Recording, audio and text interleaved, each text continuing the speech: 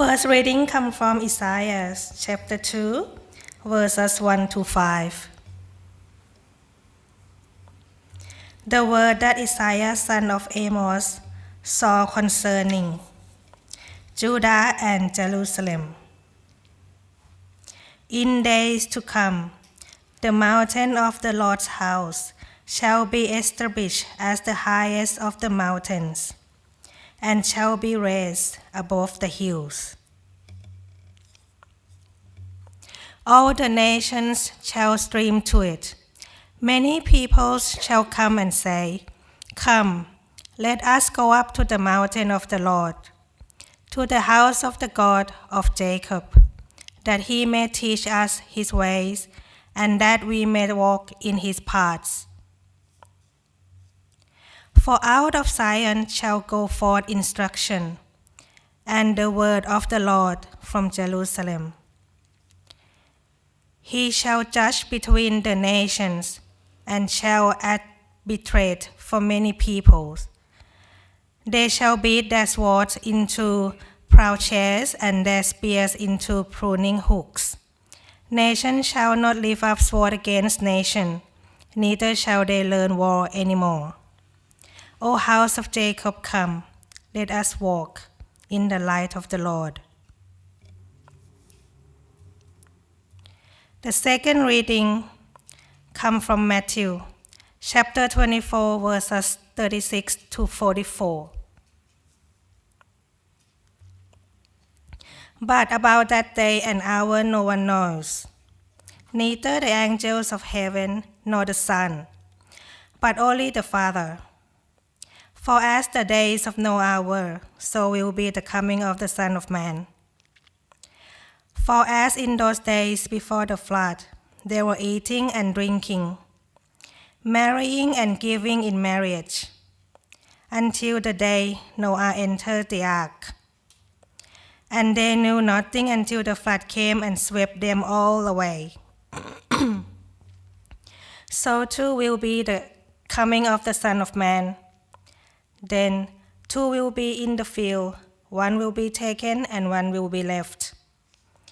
Two women will be grinding meal together, one will be taken and one will be left. Keep awake, therefore, for you do not know on that what day your Lord is coming. But understand this, if the owner of the house had known in what part of the night the thief was coming, he would have stayed awake and would not have let his house be broken into. Therefore you also must be ready, for the Son of Man is coming at an unexpected hour. Your word, O Lord, is a lamp to our feet and a light to our path.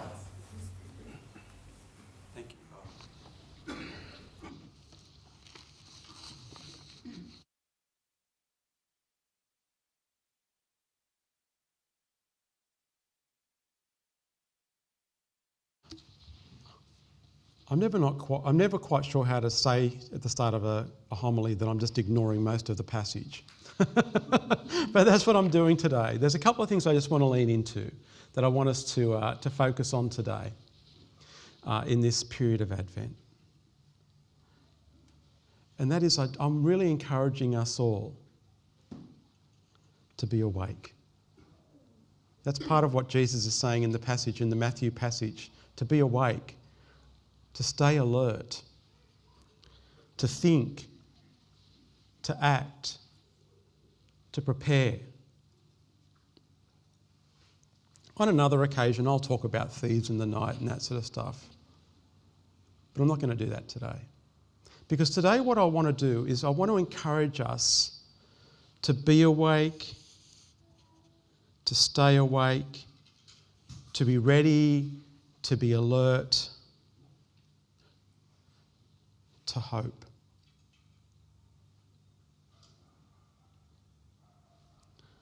I want us to be prepared. I want us to be available to awaken hope in others. Arise, O sleeper. I want us to be awake. I'm not saying you're asleep, and I'll come back to that later. But what I want to say is this is just a nice little reminder as we head into Christmas, that one of the key messages that we carry at Christmas time is a story of hope. Let's be awake. Let's be awake to that story in our own lives. Let's be awake to the hope we carry so that we can be prepared to share it with others around us.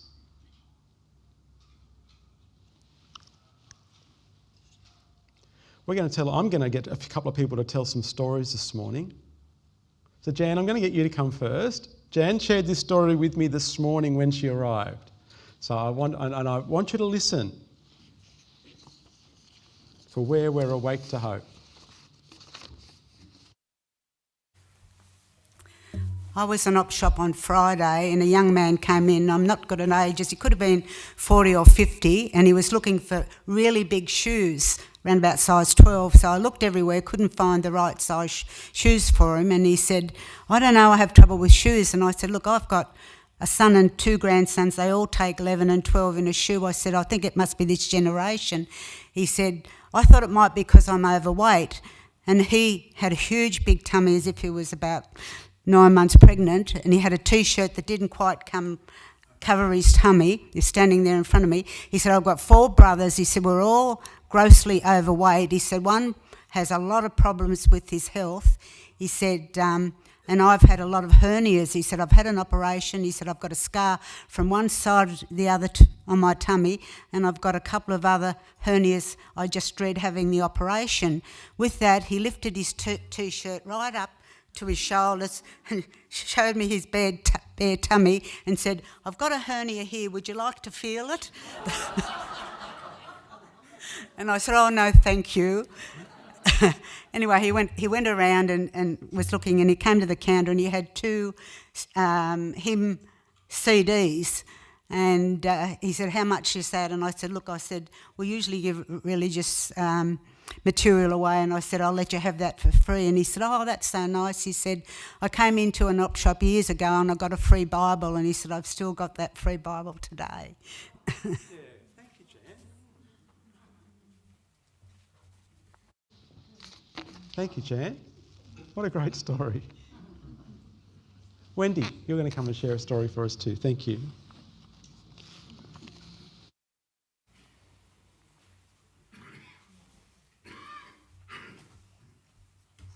Good morning, everyone.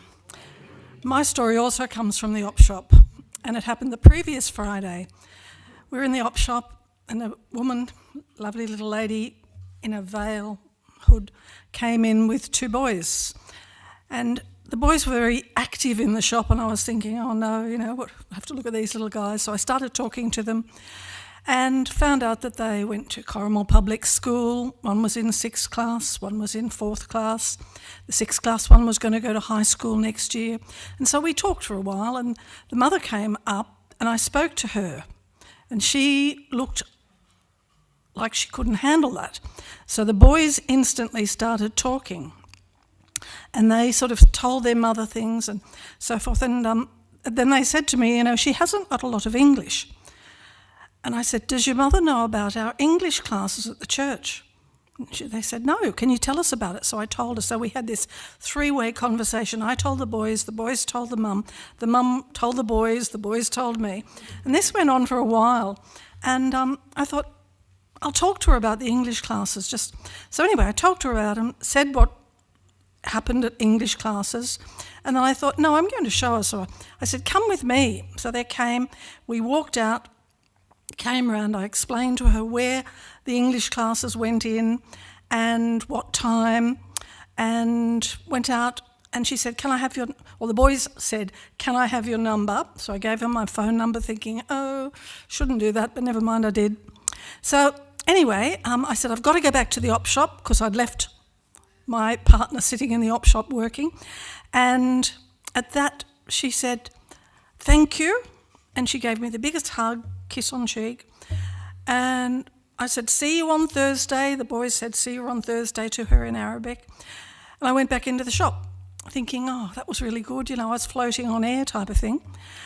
And then I thought, gosh, I really hope she comes on Thursday. I really hope. Said a little prayer and Bible study, I think, that, told the girls about that. And as I was coming into English classes on Thursday afternoon, came down the steps, crossed the foyer, she was walking in. And I was absolutely elated. Came in, then introduced her to John and Susan and Margaret, and she stayed. And at the end, when she left, again, great big hug, kisses on 3 cheeks this time. And again, I walked away sort of thinking, I was elated. I couldn't wait to talk about it. It was just a brilliant sort of thing, that these little boys were her voice, but she was then they were trying to get her to learn English.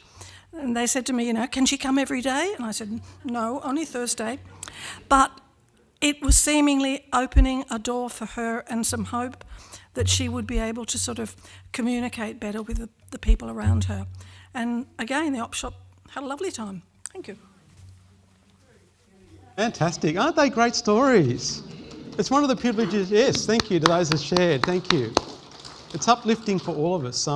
It's one of the privileges of being in my role is that I get to hear the stories. I wanted to share one of my own. Sometimes on Thursdays I get down to the end of Living English in time to have afternoon tea. And last Thursday I did get down in time and I got engaged in a conversation with a young man who was sitting beside me. And what became really clear through his English was that he'd come from a strange place to Australia and really didn't have a lot. And the culture in Australia from where he'd come, he hadn't come from a Western country, and it was just so different. And he was sharing how he wanted to try and do well here in Australia. And he was finding his place here. And where he'd come from, he'd been a street boy. He'd spent all his days out on the streets with other boys playing sport. So he was illiterate in his own language. And he said, this is the only place I've found anything like this, the English classes he was talking about, the Living English classes. And he said, my hope is, by learning more English and getting myself better at this, I've got plans. I'm going to go and do TAFE courses and I'm going to get work and I'm going to start doing well in this country. So friends, what I want to say to you is, we are awake to hope. It's happening around us. It's happening all around us just by us being us here at Corrimal Uniting. I think a lot of us will be turning up to Op Shop on Friday perhaps, but but I want to encourage us. We're awake. Be awake. Be awake to hope awakening in others. Listen for the opportunities to share a good story, an opportunity. When we're running Op Shop, we're doing more than just selling clothes or books or giving away free CDs. We're doing much more than that. When we're leading Op Shop, we're giving people a bit of dignity. When we're running Op Shop, we're meeting and laughing and accepting people wherever they are, however they are. When we run Men's Shed, when Men's Shed's on, there's a lot more than goes on than being on the tools. It's a place where isolation is being combated. It's a place that goes countercultural to that stubborn maleness of not sharing. You get to engage in some great conversations over a cup of tea or coffee at Men's Shed, let me tell you.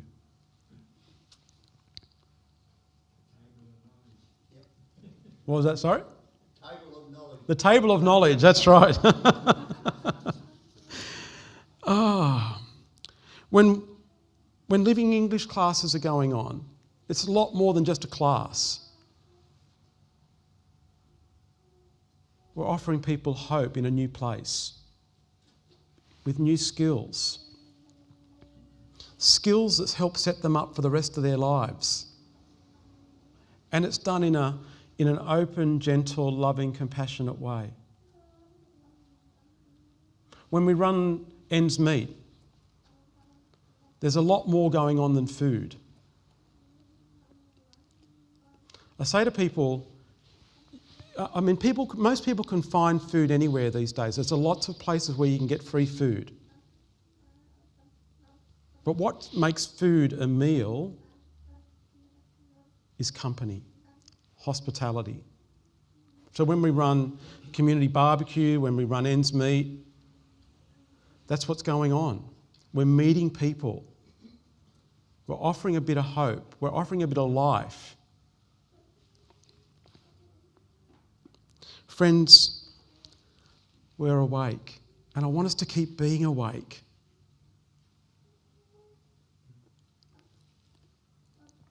Now, at no point have I defined what hope is. And there's a whole range of different definitions of hope, but this is the one I want to stick to. It's one I came up with myself, so I'm going to stick with that, you know. I'm not saying it's the best one, you've probably got a better one for me.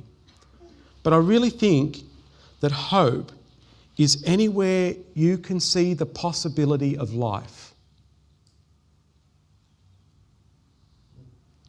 Hope is anywhere where you can see a possibility or life. In the midst of difficulty, stagnation, struggle, or that downward spiral, that life-death spiral. I don't mean physical death. It's that idea of life abundant versus what the actual Greek says. Rather, we interpret it as eternal death, but that's not what it's saying. What it's saying is a corrupted form of life. It's like when you've got a corrupted file on your computer. It's infected and it affects everything else that's going on around it. And hope is when people find abundant life, spirit-filled life, over a corrupted form of life. The corrupted form of life is when you put other things first, like greed, indifference, violence, hatred, anger, selfishness. That's all a corrupted form of life. The hope of abundant life is when the Spirit sets us free to walk in the light of God in ways of love and compassion and mercy, gentleness, kindness, patience, inclusion, hugs, kisses on the cheeks, free CDs, learning English, meals around a table, laughter, community, connection. That's life. That's abundant life. That's hope alive. Now you might say, I can't get to those things. And I'm not drumming up business for the four or five, including the community garden where there's hope around. I mean, look, has anyone seen the garden up on the street? It's fantastic. It just adds a nice brightness into our community. On Wednesday, I think we were eating lettuce from the garden. People see it and say, the garden's going great. Another sign of hope amongst us. And you might say, well, I can't kind of get to those things. I can't be involved. But I want to say, hope is also something you carry out the door. If you go somewhere different this week than to one of our activities, hope is something you carry with you as you go. Every interaction you have, every breath you take is an opportunity for hope. Whether it's an interaction with your barista, or your hairdresser, or the person behind the counter, or the person you see on the street who's struggling with 4 kids, every opportunity you have, there's an opportunity for hope in most of those kind of interactions. And I want to encourage you to be awake to where God's at work, to where the Spirit of God is leading you. You don't have to stand up and deliver a big sermon. Just find that action, that kindness, or those words that hit in the middle of a struggle or a death that gives someone a little bit of glimmer of what life could be like. Help people to find beauty. Help people to find community. Help people to find acceptance and inclusion. Because when we do so, we're helping people to find life. We're finding there's an opportunity that arises in the midst of the struggle and the difficulties and the stagnation that so many people are feeling. If not as an entirety of their whole life, certainly in patches and in periods. Our Christmas message carries this voice of hope. Let's be awake to it. Let's be courageous enough to share it. Because when we're awake, when hope is dwelling with us, when we're sharing hope or sharing acts that bring hope, friends, that's when God is dwelling with us. Emmanuel, God with us. Amen. Thank you to those who shared. That was really lovely. I really appreciated it. Thank you.